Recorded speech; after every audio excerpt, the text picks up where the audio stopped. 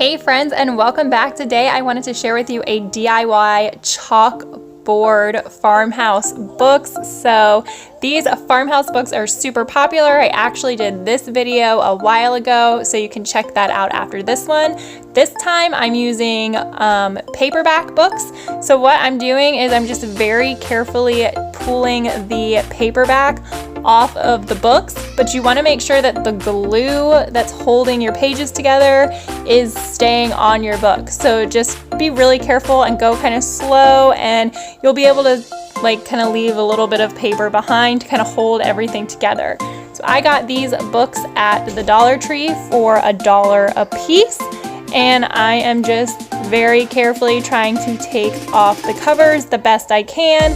But in the long run, it doesn't really matter. See, these two little pieces kind of got a little bit stuck there. I just ended up leaving them because I'm going to paint over them with black, so it's not that big of a deal. So there's the first book done, and I'm just going to do it again with the second book and peel off the front cover and leave that paper there, or that glue there, to kind of hold the pages together. And it's a lot easier if you kind of put it down on top of another book or something. You have something to kind of work with and peel the whole thing down that way. And then I'm just peeling the whole cover off of the book. And there we go. I have my two books ready to go.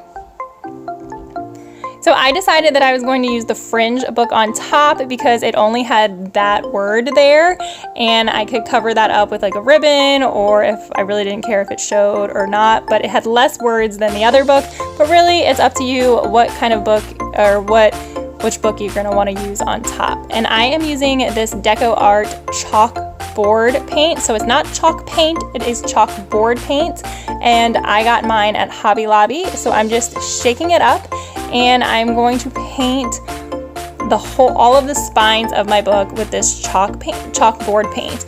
Now I kind of wanted to give it like a vintage-y, distressed kind of look, so I'm just kind of like putting it on there haphazardly. You can surely paint the whole spine with the chalkboard paint, I'm sorry, with the chalkboard paint if you want to, if that's your aesthetic. But I am just kind of painting horizontally, and then just kind of going on the edges, just lighter, so it looks kind of not as perfect and a little bit messy. And then I'm also going around the edges like this, just to kind of make the tops blend into the spines kind of a little bit more.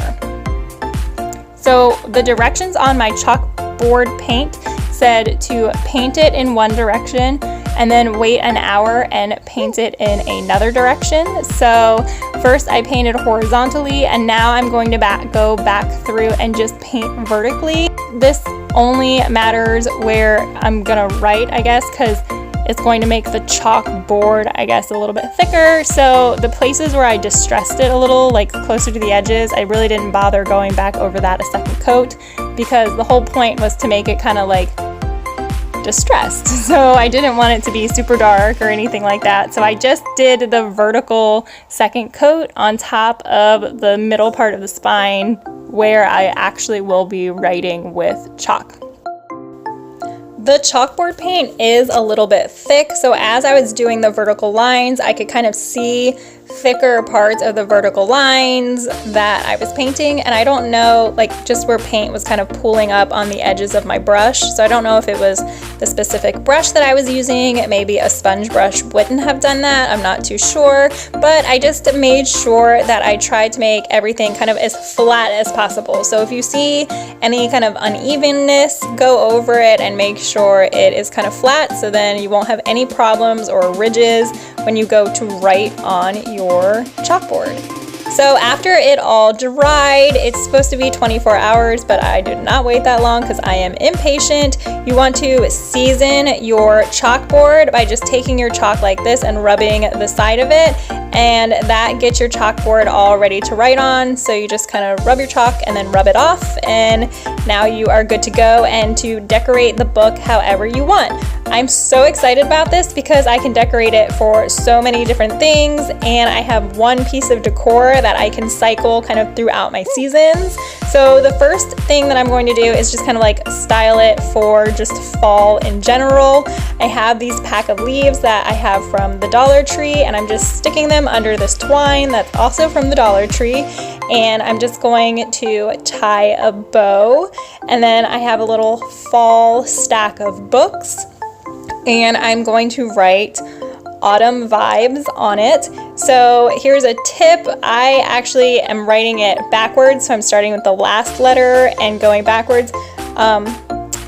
I just realized I'm doing this because I'm left-handed, I guess. I don't know, so I don't run over, but also it's good because then you won't run out of space. Like, you'll know how much space you need to write the word, essentially. And it's a good thing this is a chalkboard because I spelled autumn wrong already because I'm trying to spell the word backwards in my head. I didn't write it down anywhere.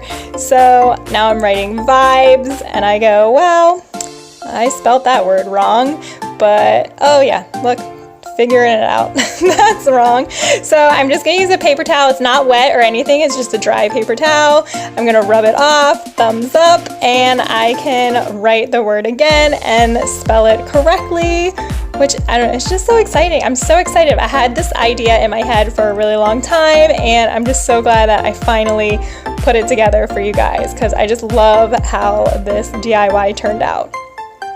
Autumn vibes.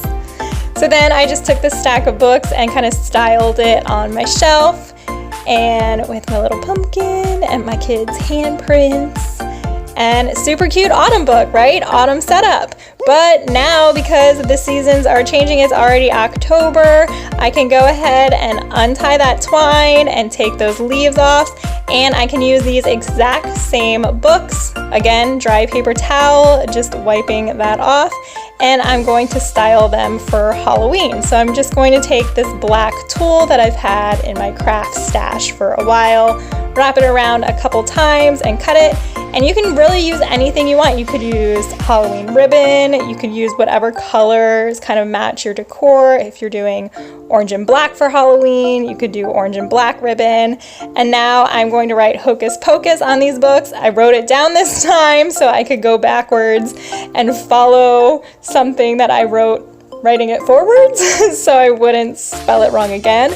And because Hocus Pocus has the same letters, I'm just writing them at the same time so they line up on my books evenly as well. And there we go, Hocus Pocus. So now the same books that I had all ready to go for fall are ready to go for Halloween.